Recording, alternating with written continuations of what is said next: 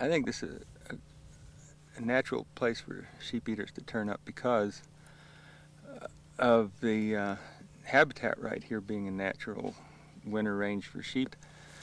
But historically, there were probably hundreds and hundreds of sheep that used this valley right here, and would have been a primary food source, in addition to plants that are not only good sheep food, but good human food. This squaw bush berry that's around us here is a good source of vitamin C and other nutrients that Indians, even today, collect and utilize. So we have 3 native thistles that are very edible, very tasty, and related to our food in that we eat artichokes, and these are essentially the same thing. Artichokes are thistles. All of these leaves on the thistle are edible. So this is the equivalent of celery right here. You can eat those, it tastes good. They're succulent, easy to eat, and high in B vitamins and more vitamin C than oranges and thistles. This is how you can get at the fleshy part of it.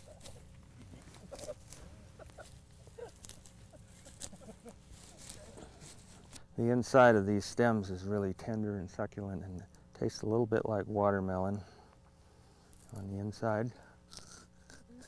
It scrapes right out with your lower teeth.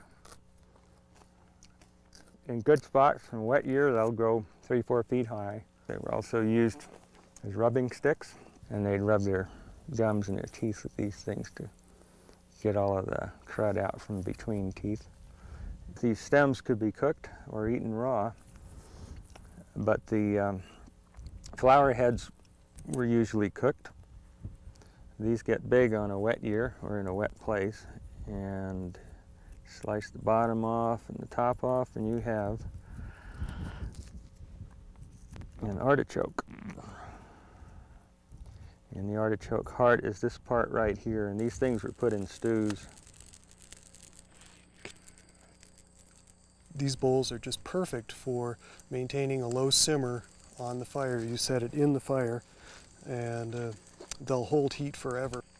There are wild mushrooms in there, wild boletes, sego lilies, and wild onions.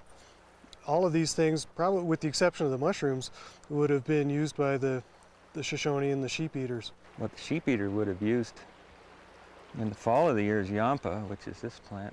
Yampa is another member of the carrot family that is highly prized as a root food. And it's also another one that is tasty raw, although it's probably a little bit more digestible cooked. Many of the root vegetables that were the mainstay of the native populations, the carbohydrates were in the form of an indigestible form of starch, inulin and mannitol. And so they needed to be cooked in order to be both more palatable and more digestible. You eat the root, the flowers are edible, have a tasty kind of an anise tang to them. I like to eat these after they've frozen in the fall. Oh, sure. Well, so that converts some of the starch to sugars then, yeah. too. And they're really tasty then. This is about the average size of a soapstone bowl.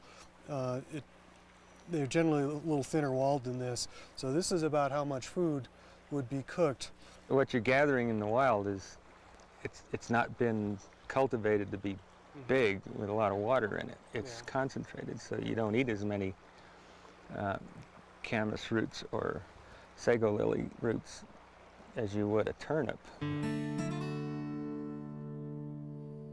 In addition to all the root crops that we were seeing up on top, the high starch stuff, there was also a lot of what we would today call pot herbs, greens, leaves and stems and flower heads and maybe young seed pods that could be used for food. A couple of pot herbs, like we were talking about, might be Campanula, the harebells, actually kind of a tasty trail food, really sweet. And then geranium, of course, too, is very nutritious. And see, it's still boiling. Yes, it's churning around in there. It's been 5 minutes almost, and it's still boiling. It looks good. We can sample it.